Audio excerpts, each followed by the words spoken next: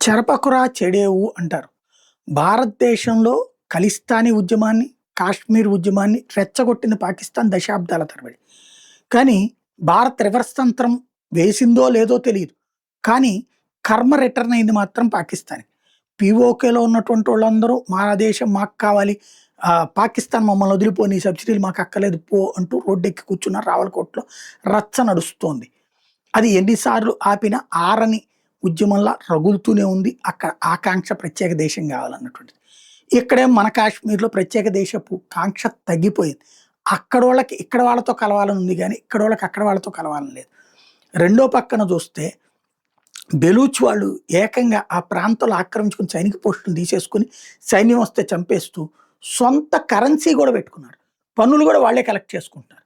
తద్వారా పాకిస్తాన్‌కి అక్కడొక ధమ్కి. తెహ్రీక్ ఈ తాలిబాన్ పాకిస్తాన్ ఖైబర్ పఖ్తూనా ప్రాంతంలో అనేక ప్రాంతాలు ఆక్రమించుకొని, మెక్‌మోహన్ రేఖను దాటి దాదాపు 3, 4 కిలోమీటర్లు ఆక్రమించుకొని, అక్కడున్న పల్లెలన్నిట్లో వాళ్ళ ఇష్టారాజ్యం నడుపుతున్నారు.